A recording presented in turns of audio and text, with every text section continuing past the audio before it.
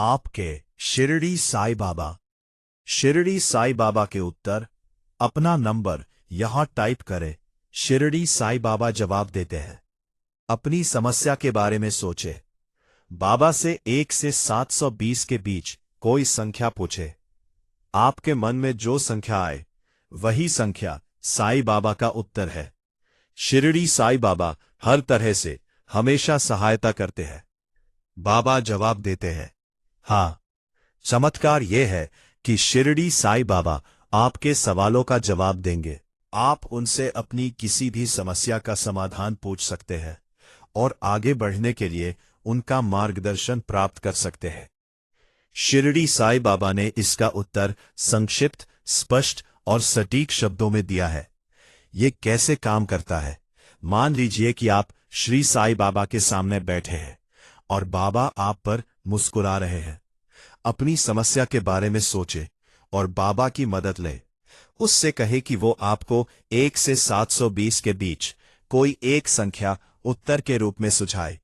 आपके मन में एक संख्या आ जाएगी।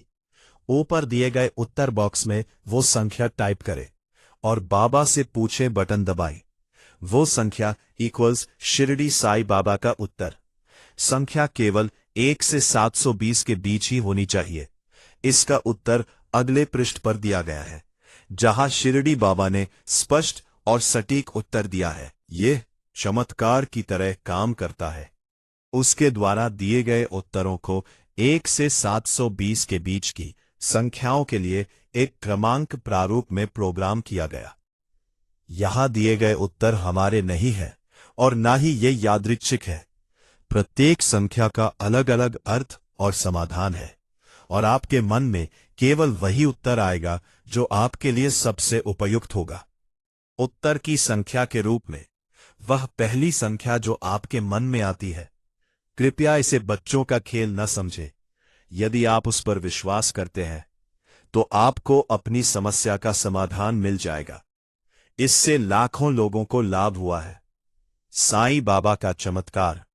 बाबा ने इस वेबसाइट पर लोगों के सवालों के जवाब देकर लाखों लोगों की मदद की है। आपकी इच्छाएं आपकी समस्याएं नहीं हैं। यहां बाबा से अपनी समस्याओं के समाधान के लिए प्रार्थना करें। अपनी इच्छाओं की पूर्ति के लिए सीधे साईं बाबा से संपर्क करें। शिरडी साईं बाबा एक लोकप्रिय संत हैं और मुख्य रूप से महाराष्ट्र, आंध्र प्रदेश, गुजरात, कर्नाटक और निश्चित रूप से विश्व भर में पूजे जाते हैं। उनके हिंदू या मुस्लिम मूल को लेकर बहस जारी है। कई प्रख्यात हिंदू और सूफी धार्मिक नेता भी उनका आदर करते हैं। उनके कुछ शिष्य आध्यात्मिक व्यक्तित्व और संत के रूप में प्रसिद्ध हुए। श्री साईं बाबा ने 15 अक्टूबर 1918 को अपना शरीर त्याग दिया, लेकिन ऐसा माना जाता है कि वे पहले से भी कहीं अधिक आज हमारे साथ है। शिरडी साईं बाबा की पृष्ठभूमि। हालांकि साईं बाबा के जन्मस्थान के बारे में जानकारी अज्ञात है, लेकिन कुछ संकेत मिलते हैं जिनसे पता चलता है कि उनका जन्म शिरडी के आसपास ही हुआ था। शिरडी में वंशावलियों पर किए गए ऐतिहासिक शोध से इस सिद्धांत को बल मिलता है कि बाबा का जन्म हरिभाव भुसारी नाम से हुआ होगा। साईं बाबा अपने माता पिता और जन्मस्थान से संबंधित प्रश्नों के अस्पष्ट, भ्रामक और विरोधाभासी उत्तर देने के लिए कुख्यात थे और अक्सर ये कहकर जानकारी को महत्वहीन बताते थे। उन्होंने कथित तौर पर अपने एक करीबी अनुयायी महलसापति से कहा था कि उनका जन्म पथरी गांव में ब्राह्मण माता पिता के घर हुआ था और बचपन में उन्हें एक फकीर की देखरेख में सौंप दिया गया था। एक अन्य अवसर पर बाबा ने कथित तौर पर कहा कि फकीर की पत्नी ने उन्हें सेलू के एक हिंदू गुरु वेंकुसा की देखरेख में छोड़ दिया था और वे 12 वर्षों तक वेंकुसा के शिष्य के रूप में उनके साथ रहे थे। इस विरोधाभास ने साईं बाबा की पृष्ठभूमि के संबंध में 2 प्रमुख सिद्धांतों को जन्म दिया है, जिनमें से अधिकांश लेखक इस्लामी पृष्ठभूमि के बजाय हिंदू पृष्ठभूमि का समर्थन करते हैं, जबकि अन्य दोनों सिद्धांतों को मिलाते हैं कि साईं बाबा का पालन पोषण पहले एक फकीर ने और फिर एक गुरु ने किया था। कहा जाता है कि साईं बाबा लगभग 16 वर्ष की आयु में महाराष्ट्र के अहमदनगर जिले के शिरडी गांव पहुंचे थे। हालांकि जीवनीकारों में इस घटना की तिथि को लेकर एक मत नहीं है, लेकिन आम तौर पर यह माना जाता है कि साईं बाबा 3 साल तक शिरडी में रहे, 1 साल के लिए गायब हो गए और लगभग 1858 में स्थायी रूप से लौट आए, जिससे उनका संभावित जन्म वर्ष 1838 माना जा सकता है। उन्होंने एक तपस्वी जीवन व्यतीत किया, नीम के पेड़ के नीचे स्थिर बैठकर आसन में ध्यान करते रहे। साईं सच्चरिता में ग्रामीणों की प्रतिक्रिया का वर्णन है। गांव के लोग इतने कम उम्र के लड़के को कठोर तपस्या करते देखकर आश्चर्यचकित रह गए, जो न गर्मी न सर्दी की परवाह करता था। दिन में वो किसी से नहीं मिलते थे, रात में उन्हें किसी का भय नहीं होता था। उनकी उपस्थिति ने ग्रामीणों की जिज्ञासा को आकर्षित किया और महला सापति, अप्पा जोगले और काशीनाथ जैसे धार्मिक प्रवृत्ति के लोग नियमित रूप से उनसे मिलने आते थे, जबकि गांव के बच्चे जैसे अन्य लोग उन्हें पागल समझते थे और उन पर पत्थर फेंकते थे। कुछ समय बाद वह गांव छोड़कर चला गया और यह अज्ञात है कि उस समय वह कहाँ रहा या उसके साथ क्या हुआ। हालांकि कुछ संकेत मिलते हैं कि वह कई संतों और फकीरों से मिला और एक बुनकर के रूप में काम किया। उसने दावा किया कि उसने 1857 के भारतीय विद्रोह के दौरान झांसी की रानी लक्ष्मीबाई की सेना के साथ लड़ाई लड़ी थी। शिरडी साईं बाबा शिरडी में बस गए। 1858 में साईं बाबा चंद पाटिल की बारात के साथ शिरडी लौटे। खंडोबा मंदिर के पास उतरने पर मंदिर के पुजारी महंसापति ने उन्हें या साई स्वागत है संत कहकर किया। साई नाम उनके साथ जुड़ गया और कुछ समय बाद वे साईं बाबा के नाम से जाने जाने लगे। इसी समय बाबा ने अपनी प्रसिद्ध वेशभूषा अपनाई, जिसमें घुटने तक लंबी एक पीस कफनी और कपड़े की टोपी शामिल थी। एक भक्त रामगीर बुआ ने गवाही दी कि शिरडी पहुंचने पर साईं बाबा एक एथलीट की तरह कपड़े पहने हुए थे और उनके बाल कमर तक लंबे थे और उन्होंने कभी अपना सिर नहीं मुंडवाया था। मोहद्दीन तंबोली के साथ कुश्ती का मुकाबला हारने के बाद ही साईं बाबा ने कफनी और कपड़े की टोपी धारण की, जो सूफी वस्त्रों का विशिष्ट हिस्सा है। इस वेशभूषा ने साईं बाबा की पहचान एक मुस्लिम फकीर के रूप में स्थापित करने में योगदान दिया और एक मुख्य रूप से हिंदू गांव में उनके प्रति शुरुआती उदासीनता और शत्रुता का कारण बना। नरसिम्हा स्वामी, जो साईं बाबा के मरणोपरांत अनुयायी थे और जिन्हें व्यापक रूप से साईं बाबा के संप्रदाय के रूप में सराहा गया था, ने दर्ज किया कि यह रवैया 1954 तक शिरडी में उनके कुछ भक्तों के बीच भी प्रचलित था। साईं बाबा 4 से 5 वर्षों तक एक नीम के पेड़ के नीचे रहे और अक्सर शिरडी और उसके आसपास के जंगलों में लंबे समय तक विचरण करते रहे। कहा जाता है कि वे लंबे समय तक ध्यान में लीन रहते थे, इसीलिए उनका स्वभाव एकांतप्रिय और कम बोलने वाला था। अंततः उन्हें एक पुरानी और जर्जर मस्जिद में रहने के लिए राजी किया गया और वे वहां एकांत जीवन व्यतीत करते रहे, भीख मांगकर और आने जाने वाले हिंदू मुस्लिम आगंतुकों का स्वागत करके अपना जीवन यापन करते थे। मस्जिद में वे एक पवित्र अग्नि जलाए रखते थे, जिसे धूनी कहा जाता है, जिसकी राख उधी वे अपने मेहमानों को विदा होने से पहले देते थे और माना जाता था कि इसमें उपचार करने और खतरनाक परिस्थितियों से रक्षा करने की शक्ति होती है। प्रारंभ में उन्होंने एक स्थानीय हकीम के रूप में कार्य किया और उधी लगाकर बीमारों का उपचार किया। साईं बाबा अपने आगंतुकों को आध्यात्मिक शिक्षाएं भी देते थे। कुरान के साथ साथ पवित्र हिंदू ग्रंथों को पढ़ने की सलाह देते थे। विशेष रूप से ईश्वर के नाम के निरंतर स्मरण, धिक्र जप की अनिवार्यता पर जोर देते थे। वे अक्सर दृष्टांतों, प्रतीकों और उपमाओं का प्रयोग करते हुए गूढ़ भाषा में अपनी बात रखते थे। वे धार्मिक त्योहारों में भाग लेते थे और अपने आगंतुकों के लिए भोजन तैयार करने की आदत रखते थे, जिसे वे प्रसाद के रूप में उन्हें वितरित करते थे। साईं बाबा का मनोरंजन नृत्य और धार्मिक गीत गाना था। उन्हें कबीर के गीत सबसे अधिक पसंद थे। उनका व्यवहार कभी कभी असभ्य और हिंसक भी होता था। 1910 के बाद मुंबई में साईं बाबा की प्रसिद्धि फैलने लगी। अनेक लोग उनके दर्शन करने आने लगे, क्योंकि वे उन्हें चमत्कार करने की शक्ति रखने वाला संत या अवतार मानते थे। साईं बाबा ने 15 अक्टूबर 1918 को दोपहर 2:30 महासमाधि ली। उन्होंने अपने एक भक्त की गोद में लगभग बिना किसी सामान के अंतिम सांस ली और उनकी इच्छा के अनुसार उन्हें बोटीवाड़ा में दफनाया गया। बाद में वहां एक मंदिर बनाया गया, जिसे समाधि मंदिर के नाम से जाना जाता है। शिरडी साईं बाबा की शिक्षाएं और अभ्यास। अपने निजी जीवन में साईं बाबा हिंदू धर्म और इस्लाम दोनों की पूजा पद्धतियों का पालन करते थे। वे नियमित अनुष्ठानों से दूर रहते थे, लेकिन मुस्लिम त्योहारों के दौरान नमाज, अल-फातिहा का पाठ और कुरान पढ़ते थे।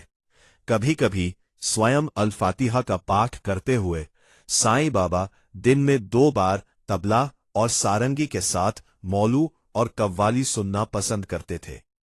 वे सूफी फकीरों के वस्त्र धारण करते थे। साईं बाबा धार्मिक या जातिगत आधार पर होने वाले सभी प्रकार के उत्पीड़न के खिलाफ थे। शिरडी के साईं बाबा हिंदू और मुस्लिम दोनों ही धार्मिक रूढ़िवादिता के विरोधी थे। हालांकि साईं बाबा स्वयं एक तपस्वी का जीवन व्यतीत करते थे, लेकिन उन्होंने अपने अनुयायियों को एक साधारण पारिवारिक जीवन जीने की सलाह दी। साईं बाबा ने अपने भक्तों को प्रार्थना करने, ईश्वर का नाम जपने और पवित्र ग्रंथों को पढ़ने के लिए प्रोत्साहित किया। उन्होंने मुसलमानों को कुरान और हिंदुओं को रामायण, विष्णु सहस्रनाम, भगवद गीता और इसकी टीकाएं, योग वशिष्ठ जैसे ग्रंथों का अध्ययन करने को कहा। उन्होंने अपने भक्तों और अनुयायियों को नैतिक जीवन जीने, दूसरों की मदद करने, उनसे प्रेम पूर्वक बर्ताव करने की सलाह दी। व्यवहार करने और 2 महत्वपूर्ण गुणों, श्रद्धा और धैर्य, को विकसित करने की सलाह दी। उन्होंने नास्तिकता की भी आलोचना की। अपने उपदेशों में साईं बाबा ने सांसारिक मामलों से आसक्ति रखे बिना अपने कर्तव्यों का पालन करने और हर परिस्थिति में हमेशा संतुष्ट रहने के महत्व पर बल दिया। उनके साथ रहने वाले लोगों के कथन और लेखन के अनुसार उन्हें इन धर्मों का गहन ज्ञान था। उन्होंने हिंदू धर्म ग्रंथों का अर्थ अद्वैत वेदांत की भावना से समझाया। यही उनके दर्शन का सार था। इसमें भक्ति के अनेक तत्व भी समाहित थे। साईं बाबा की शिक्षाओं में हिंदू धर्म के 3 प्रमुख आध्यात्मिक मार्ग, भक्ति योग, ज्ञान योग और कर्म योग, स्पष्ट रूप से दिखाई देते थे। दोनों धर्मों को एकीकृत करने का एक और उदाहरण उनकी मस्जिद को दिया गया हिंदू नाम द्वारका माई है। साईं बाबा ने कहा कि ईश्वर सर्वव्यापी है और प्रत्येक प्राणी में निवास करता है, और ईश्वर ही प्रत्येक प्राणी का सार है। उन्होंने ईश्वर की पूर्ण एकता पर बल दिया, जो इस्लामी तौहीद और हिंदू धर्म जैसे उपनिषदों के बहुत करीब थी। साईं बाबा ने कहा कि संसार और मनुष्य द्वारा दी जाने वाली सभी वस्तुएं क्षणभंगुर है। केवल ईश्वर और उनके वरदान ही शाश्वत है। साईं बाबा ने ईश्वर के प्रति भक्ति और उनकी इच्छा के प्रति समर्पण के महत्व पर भी बल दिया।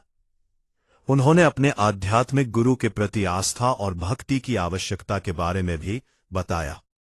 उन्होंने कहा कि प्रत्येक व्यक्ति आत्मा है, शरीर नहीं। उन्होंने अपने शिष्यों और अनुयायियों को चरित्र की नकारात्मक विशेषताओं पर काबू पाने और अच्छी विशेषताओं को विकसित करने की सलाह दी। उन्होंने उन्हें सिखाया कि सभी भाग्य कर्म द्वारा निर्धारित होते हैं। साईं बाबा ने कोई लिखित रचना नहीं छोड़ी। उनकी शिक्षाएं मौखिक थी, जिनमें विस्तृत प्रवचनों के बजाय संक्षिप्त और सारगर्भित बातें शामिल थीं।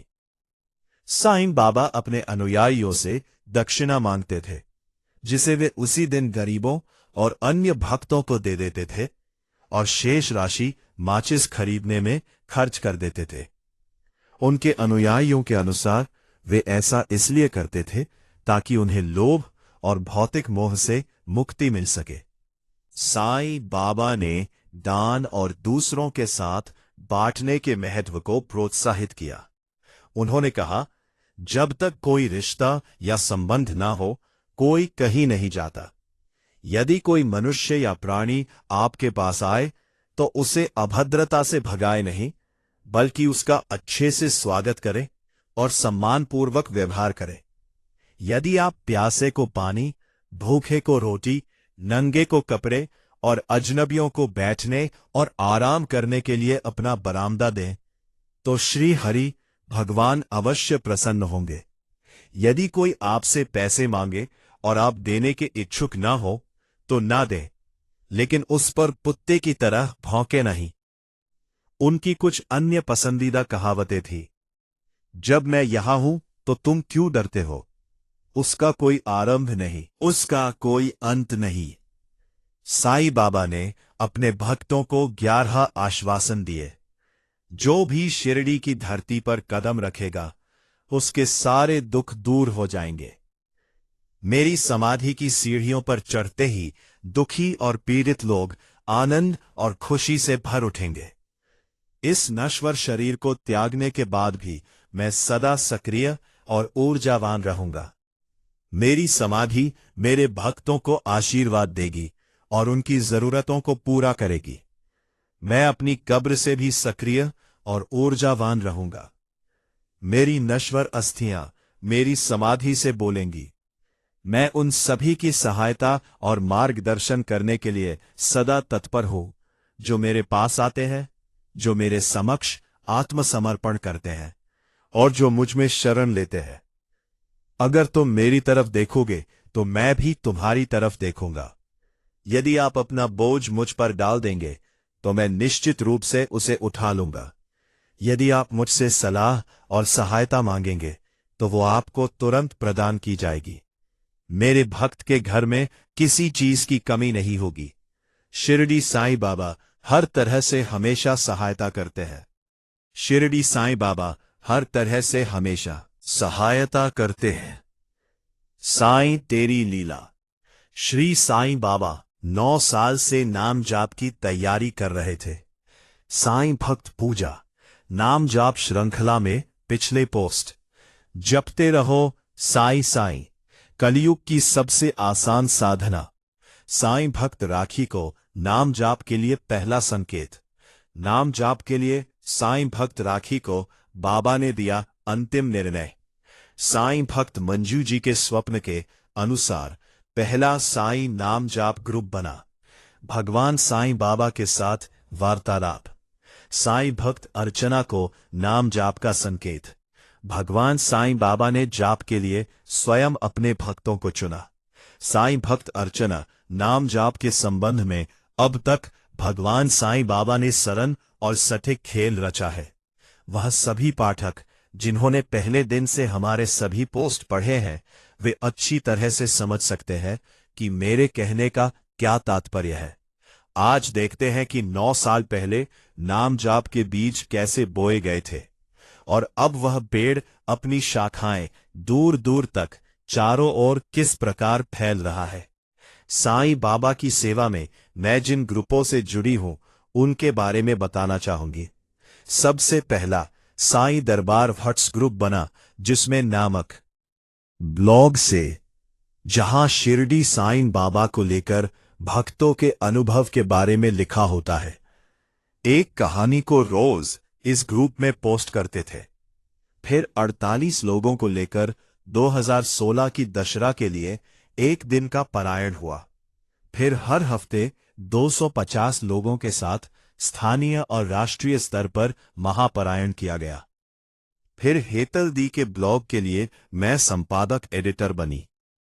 फिर वैश्विक स्तर पर लगभग 20,000 लोगों के साथ महापरायण, फिर 365 दिन का पारायण, फिर महापरायण ब्लॉग का लेखन और प्रकाशन, फिर 5 महाद्वीपों के भक्तों के साथ ब्रह्मा मुहूर्त खींचड़ी पारायण, फिर 9 माला जाप का 365 दिनों का पारायण वैश्विक स्तर पर।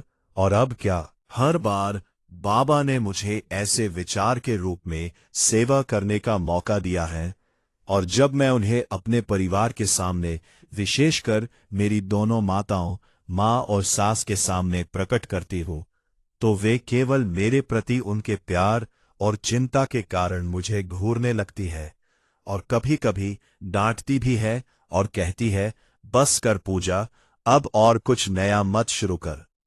हालांकि मैं भी कभी कभी डर जाती हूं, पर मुस्कुराते हुए उन्हें कहती हूं कि मुझे मत कहो, ये बाबा से कहो। वास्तव में हम भाग्यशाली हैं कि हम उनके साधन के रूप में चुने गए हैं।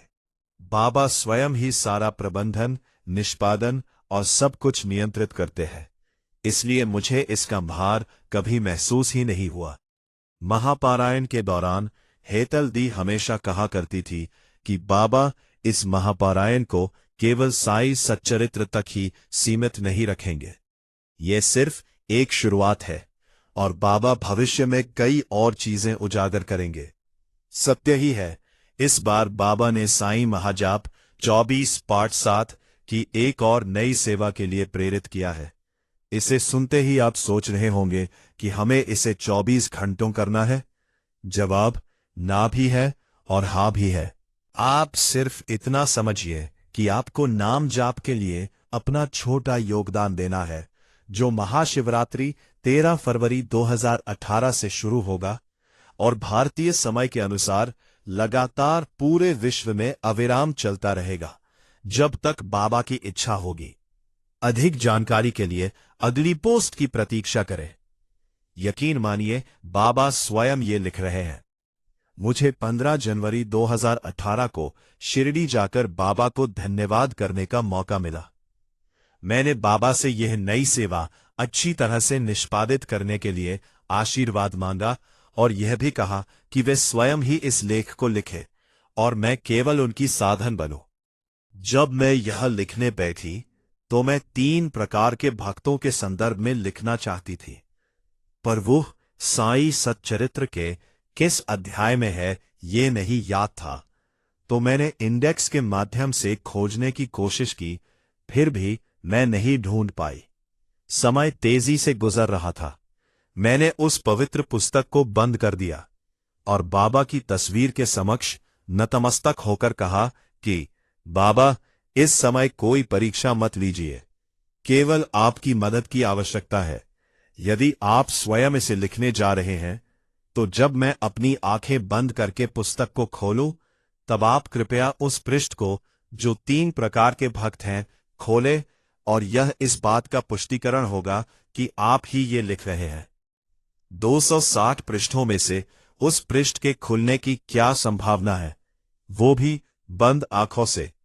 क्या मुझे यह कहने की कोई आवश्यकता है कि क्या हुआ होगा? जी हां, साईं सच्चरित्र का अध्याय 23 का पृष्ठ 134 खुला, जो गुरु भक्ति के संदर्भ में है। मैं बहुत हैरान हुई और मेरा मन खुशी से प्रफुल्लित हो उठा कि बाबा स्वयं उपस्थित है इसे लिखने के लिए।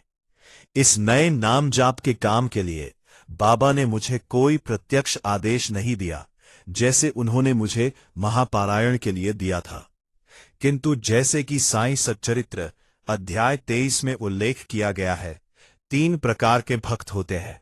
1, पहला या सबसे उत्तम भक्त। 2, दूसरा या औसत एवरेज भक्त। 3, तीसरा या साधारण भक्त। सबसे उत्तम शिष्य वो है जो अनुमान लगा लेते हैं कि उनके गुरु क्या चाहते हैं और तुरंत ही गुरु के आदेश की प्रतीक्षा किए बिना ही कार्य पूर्ण करते हैं।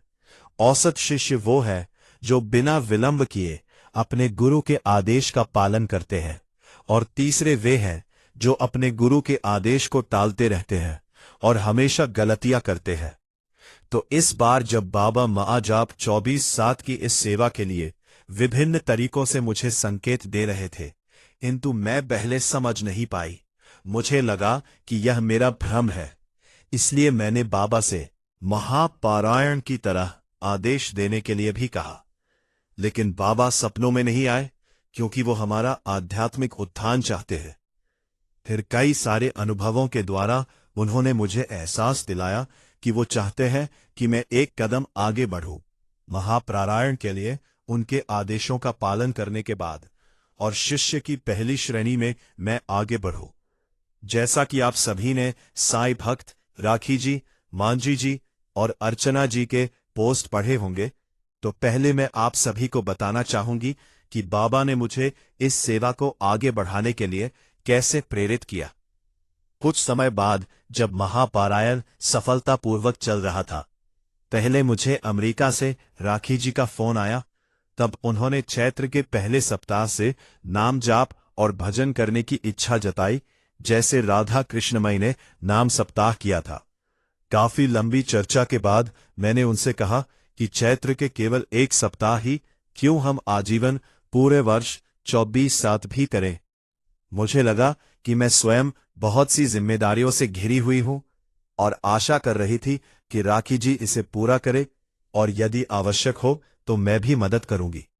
किंतु बाबा के इच्छित समय के पहले तो कुछ नहीं हो सकता, तो उस समय कुछ भी नहीं हुआ। फिर दिसंबर 2017 के आसपास मैंने इस बारे में मेरी मित्र नेहा से चर्चा की, और फिर 2 ही दिनों में आश्चर्यजनक रूप से उनके सामने यह बात आई कि हमारी मित्र मांझू जी भी इसी विचार पर काम कर रही थी। फिर मुझे मांझू जी का फोन आया, और मैं बाबा की लीला को देखकर हैरान थी, जब उन्होंने कहा कि वे ग्रुप पहले ही शुरू कर चुकी है, लेकिन उन्हें काफी सारे चुनौतियों का सामना भी करना पड़ा, जैसे समय क्षेत्र, लोग करेंगे कि नहीं इत्यादि। मैंने उन्हें कुछ अमेरिकी के मित्रों के नंबर दिए और उनसे भी वही कहा कि गुरुवार या चैत्र के पहले सप्ताह को ही क्यों, हम जीवन भर के लिए पूरे वर्ष 24/7 भी नाम जाप कर सकते हैं। वे तुरंत ही मान गई, और वो भी ऐसा करना चाहती थी, लेकिन उस समय उन्हें गुरुवार ग्रुप की चुनौतियों का भी सामना करना था। मुझे एहसास हुआ कि राखी जी और मांझू जी के नाम जाप की संरचना लगभग एक समान थी, जिसे बाबा ने ही निर्देशित किया है। उनके पास प्रत्येक भक्त के लिए 35 मिनट का स्लॉट था, जिसमें 5 मिनट का ओवरलैपिंग समय था। मैं भी इसका हिस्सा बनना चाहती थी, और इसलिए मैंने उनसे 20 मिनट का स्लॉट देने का अनुरोध किया, और मुझे पौर्णिमा जी के साथ स्लॉट बांटने दिया। पौर्णिमा जी को धन्यवाद। मांझू जी ने उनके एक अनुभव को मुझे बताया कि एक दिन वो बाबा के सामने बहुत रोई, क्योंकि नाम जाप की भक्त, जिसे हम आ कहेंगे, वे उनके निर्धारित समय पर जाप नहीं कर पाई थी। इसीलिए मंजू जी बाबा से लड़ने लगी और कहा कि क्यों बाबा ने उन्हें ये जिम्मेदारी दी। मंजू जी ने सोचा कि वो कार्य में असफल हो गई। आप सभी को यह जानकर आश्चर्य होगा कि एक अन्य भक्त, जिन्हें हम बी कहेंगे, उन्होंने स्वयं की इच्छा से उस स्लॉट का नाम जाप किया था, और एक दिन बातचीत के दौरान उस भक्त ने मांझू जी को यह बताया, और यह भी बताया कि उन्हें नाम जाप में बहुत आनंद आ रहा था। इसीलिए उन्होंने लगभग 1 घंटे के लिए नाम जाप किया था। तब मांझू जी यह देखकर खुश हुईं कि बाबा ने स्लॉट को रिक्त नहीं रखा और दूसरे भक्त द्वारा संपन्न करवाया, और बाबा ही सब कुछ नियंत्रित कर रहे थे।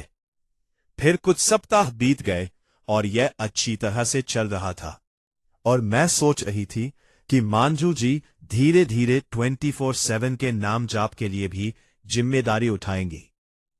फिर अर्चना जी ने भी ब्रह्मा मुहूर्त खिचड़ी ग्रुप में अपना अनुभव भेजा कि किस प्रकार बाबा चारों प्रहार में गुरुवार को नाम जाप के लिए मार्गदर्शन कर रहे हैं, जहां उस प्रहार में किसी भी समय 10 मिनट के लिए जाप कर सकते हैं।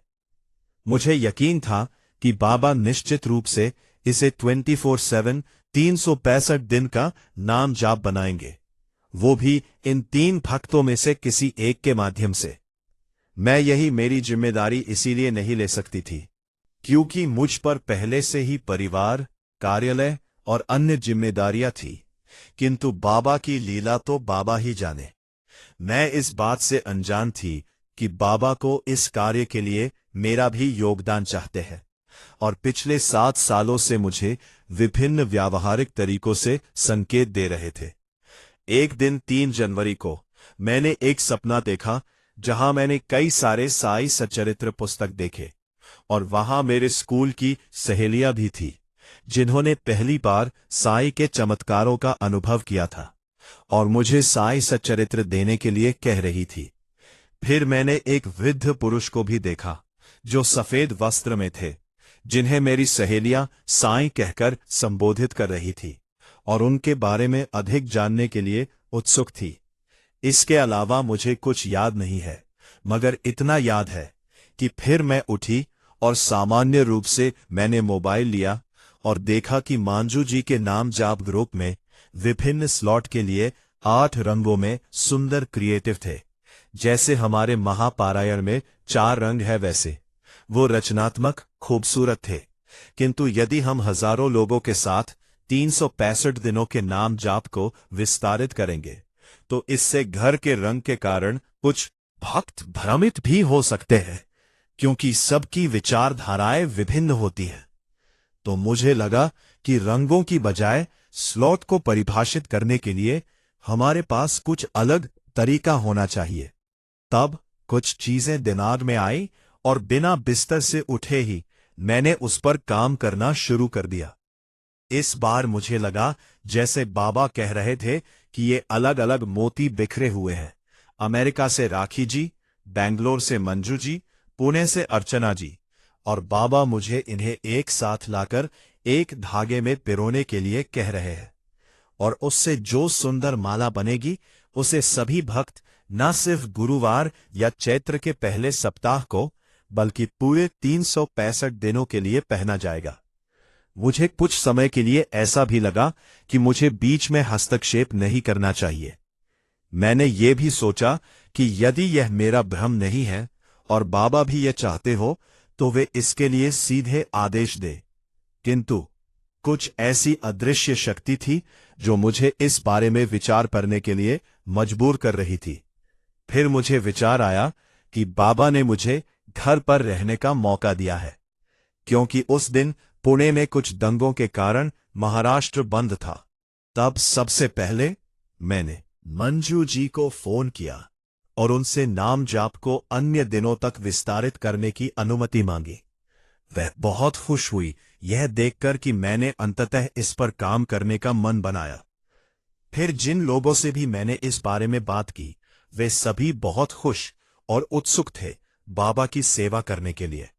मनुष्य प्रवृत्ति के कारण मेरे मन में अब भी संदेह था कि महापारायण के भांति बाबा ने तो कोई सीधे आदेश नहीं दिया है, तो क्या मुझे आगे बढ़ना चाहिए या नहीं।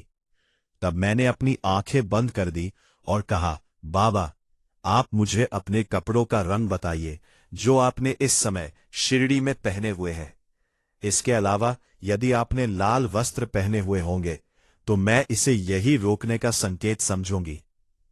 इससे मुझे यह समझने में मदद मिलेगी कि मैं इस कार्य में हस्तक्षेप तो नहीं कर रही हूं जिस पर आपके कुछ भक्त पहले से ही काम कर रहे हैं, किंतु यदि आप इन सभी भक्तों को साथ लाना चाहते हो और यह नाम जाप आजीवन करवाना चाहते हो तो मुझे रंग बताइए। मैंने फिर 3 रंगों के नाम सुने, 1 नारंगी, 2 नीला और 3 हरा। मैंने सोचा कि दिमाग में 3 रंग क्यों आए जबकि मैं तो बाबा को सिर्फ शाल का रंग बताने की उम्मीद कर रहा था। रही थी मुझे यह भी लग रहा था कि यह मेरा भ्रम है या वास्तव में बाबा ने मुझसे यह कहा है। जब मैंने लाइव दर्शन देखा तो बाबा को नारंगी शाल और बैंगनी स्कार्फ में देखकर मैं बहुत हैरान हो गई। तब मुझे एहसास हुआ कि मैं बाबा को सिर्फ एक रंग, शाल का मुख्य रंग बताने की उम्मीद कर रही थी, पर उन्होंने 3 रंग बताए जिसमें से नीले और हरे रंग कहीं भी नहीं दिखे। तब मुझे विचार आया कि कभी कभी बाबा जिस रंग के वस्त्र पहने होते हैं, लाइव दर्शन टीवी पर कुछ अलग दिखता है। बाबा ने मुझे एहसास दिलाया कि उनके कपड़े का पहला और मुख्य रंग नारंगी था, शाल का। दूसरा रंग स्कार्फ का था, नीला, जो शायद लाइव दर्शन में बैंगनी रंग का दिख रहा था, काफी संभव है। और तीसरा हरा रंग उनकी तरफ से मेरे लिए आगे बढ़ने का हरा सिग्नल हो सकता है। बाबा के इस खूबसूरत अनुभव का प्रकाशन करने के लिए मेरे पास कोई शब्द नहीं है। उस दिन के लाइव दर्शन की तस्वीर यहां पर संलग्न की है। हेतल दी मेरे लिए बाबा है। मैं उनसे बाबा के रूप में मार्गदर्शन लेती हूं, क्योंकि बाबा स्वयं हेतल दी के रूप में मेरे सपने में 2 बार आए और ना ही सिर्फ मुझे महापारायण के लिए मार्गदर्शन दिया, बल्कि भविष्य में भी उनसे मार्गदर्शन लेने का निर्देश दिया। और इसीलिए मैंने उन्हें बताया और उन्होंने कहा, हां, बाबा तुम्हें आगे बढ़ने के लिए कह रहे हैं। उन्होंने मुझे यह भी याद दिलाया कि बाबा महापारायण को केवल साईं सच्चरित्र पढ़ने तक ही सीमित नहीं रखेंगे। पारायण का अर्थ है किसी चीज का अध्ययन करना नित्य रूप से, और अब यह नाम जाप के लिए है। उन्होंने ये भी कहा कि नाम जाप करना धार्मिक पुस्तकें पढ़ने से भी ज्यादा महत्वपूर्ण है, और बाबा के होठों पर भी सदैव भगवान या अल्लाह का नाम होता था। मुझे भी 2013 में अपनी गर्भावस्था के दौरान रामायण में पढ़े हुए शब्द याद आ रहे हैं कि राम नाम भगवान राम की तुलना में कहीं अधिक शक्तिशाली है। इसीलिए मैं भी हमेशा अपने बच्चे का नाम राम या साईं रखना चाहती थी, यदि लड़का हुआ तो, और कृष्णा यदि लड़की हुई तो। लेकिन उनके तरीके तो अलग ही है। बाबा के आशीर्वाद से गुरुवार को मेरे बेटे का जन्म हुआ और हमने उसे साइनेश नाम दिया। चमत्कारिक रूप से ये नाम हमारे मस्तिष्क में आया, ये बाबा ने ही सुझाया। और जब हमने ये देखने के लिए गूगल में ढूंढा कि ये नाम मौजूद है या नहीं, इसका अर्थ देखकर मेरे रोंगटे खड़े हो गए, क्योंकि उसका मतलब था साईं का बच्चा। उसका नामकरण और साईं नाम, ये भी बाबा का एक अलग और अद्भुत लीला है। यदि बाबा की इच्छा हुई तो मैं जल्द ही उसे आप सबको बताऊंगी। मैं उसे राम नाम देना चाहती थी, लेकिन उसके नामकरण के लिए बाबा की लीला से मैं खुश थी। साईं का नाम इस इरादे से रखा गया था कि मैं हर समय बाबा के नाम का जप कर सकूं, जैसे कि पुराने जमाने में लोग किया करते थे। आज सवेरे ही बाबा ने मुझे एहसास दिलाया कि वह मुझे कुछ महीनों से नहीं, बल्कि पिछले 9 सालों से नाम जाप के लिए तैयारी कर रहे हैं, और मुझे व्यावहारिक मौका भी दे रहे हैं।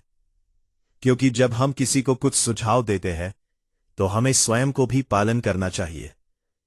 मेरे कॉलेज के दिनों में मैंने 2008 के अंत में आर्ट ऑफ लिविंग का कोर्स किया था। फिर 2009 में कुछ महीनों के बाद मैंने गुरुजी श्री श्री रविशंकर जी के संदेश को सुना कि यदि हम ओम नमः शिवाय 108 बार जप करते हैं तो उस दिन संभावित बाधाओं को कम किया जा सकता है। गुरुजी के शब्दों से प्रेरित होकर मैंने रोजाना जप करना शुरू कर दिया। कभी कभी मैं भूल जाती, कभी कभी 2 मालाएं भी करती, कभी ओम गण गणपतये नमः, ओम साईं नाथाय नमः जैसे कुछ मंत्र भी जपती थी, और कभी कभी महीनों तक जाप नहीं करती थी। इसमें कोई स्थिरता नहीं थी। न ही 2011 के पहले यह मेरे जीवन का एक अविभाज्य हिस्सा था। मेरी शादी 2011 में हुई। मेरे ससुराल वालों पुणे से इस्कॉन समूह से जुड़े हुए हैं, तो हमें सुधानिता प्रभु जी द्वारा उनके स्थान पर रात्रि भोज डिनर के लिए आमंत्रित किया गया था। मैं हमेशा उनकी बहुत आभारी रहूंगी, क्योंकि उस दिन उन्होंने मुझे नाम जाप और उसके महत्व के बारे में समझाया, और मुझे कम से कम एक माला 108 नाम करने के लिए कहा। हरे कृष्ण कृष्ण कृष्ण हरे हरे, हरे राम राम राम हरे हरे। उन्होंने मुझे समझाया कि इसमें कोई प्रतिबंध नहीं है और मैं इसे कहीं भी कभी भी और बिना स्नान किए भी कर सकती हूँ, क्योंकि हमारी आत्मा शुद्ध है और हम मंदिर में पूजा नहीं कर रहे हैं। उस दिन जून या जुलाई 2011 से अब तक मैं जाप कर रही हूँ। यदि किसी दिन छूट भी गया हो तो बाबा मुझे इसे अन्य दिनों में पूर्ण करवा लेते हैं। और अब यदि किसी दिन मैं जाप नहीं कर पाती हूं तो मुझे अपूर्ण सा महसूस होता है। फिर अगस्त या सितंबर 2016 के आसपास मैंने एक सपना देखा जहां मैं एक मंदिर में थी और वहां बाबा की तस्वीरें थीं और मैंने किसी व्यक्ति की आवाज सुनी जो लगातार मोक्षार्थ्याला मीले गति यह जोरों से दोहराता जा रहा था। बाबा ने मुझे स्वामी समर्थ के नाम जप का 2 माला और गजानन महाराज गण गण गानाड बोटे के 3 माला जप करने का स्पष्ट संकेत दिया था। मैं यह भी समझ नहीं पाया कि मोक्षार्थ्याला मीले गति का क्या अर्थ है। मैंने केवल अनुमान लगाया कि जिसे इस जीवन चक्र से मोक्ष पाने की इच्छा है वह मोक्षार्थ्याला शब्द से विदित होता है और भगवान के नाम के जप से इस मोक्ष की प्रक्रिया को गति मिलेगी। यह मीले गति इस शब्द से विदित होता है। मैंने गूगल में ढूंढने की कोशिश की और मेरी मां, पिता और हेतल दी से भी पूछा, किंतु कोई भी इसका वास्तविक अर्थ नहीं बता पाया और हेतल दी ने भी इसे कहीं नहीं सुना था। मैंने भी पहले कभी वह शब्द नहीं सुने थे। बाद में मैंने बाबा के मार्गदर्शन के अनुसार जप करना शुरू कर दिया और उन 3 शब्दों पर ज्यादा नहीं सोचा। 1 साल बीत गया। बाबा की लीलाएं समझना मेरे समझ से परे है। पिछले वर्ष 2017 होने की महापारायण करते वक्त गणेश चतुर्थी के समय मैंने कही गणपति स्तोत्र के केवल उसी वाक्य को पढ़ा, मोक्षार्थ्याला मीले गति, और मैं आश्चर्यचकित हुई और समझ गई कि बाबा की हर क्रिया के पीछे हमेशा कोई अर्थ छुपा होता है और यह भी समझ गई कि वह वाक्य वास्तव में है और इसका निश्चित रूप से कुछ अर्थ भी है। इसी कारण नाम जप के प्रति मेरा विश्वास कई गुना बढ़ गया। बाद में अन्य जिम्मेदारियों के कारण मैं इसके अर्थ खोजना शुरू करूंगा। भूल गई, मैंने गणपति स्तोत्र की तस्वीर भी पोस्ट की है। इसमें मैंने उन शब्दों को पढ़ा था। फिर दिसंबर 2016 में मुझे एक और सपना आया था जिसके माध्यम से बाबा ने मुझे अपने नाम जाप की संख्याओं में वृद्धि करने का संकेत दिया था। धीरे धीरे बाबा ने मुझे 36 मालाएं करवाई, जिसे मैं खाना बनाने, यात्रा करने, ड्राइविंग करने, खाने, यहां तक कि फिल्में देखने के दौरान और दैनिक विभिन्न गतिविधियों के दौरान संपन्न करती हूं। बाबा ने मुझे मंजू जी के ग्रुप में निश्चित समय पर जाप करने मौका देकर व्यावहारिक विवरण भी दिया। अब जब मैं इन सभी कड़ियों को जोड़ती हूं तो मेरे पास तो कोई शब्द ही नहीं होते हैं। जैसे कि उन्होंने 2016 में सपने में मोक्षार्थ्याला मीले गति यह शब्द को सुनाया और फिर 2017 में महापारायण के दौरान प्रत्यक्ष दिखाया है। वास्तव में उनके तरीके अद्भुत है। वह सर्वश्रेष्ठ निर्देशक, डॉक्टर, इंजीनियर और सर्वश्रेष्ठ गुरु है।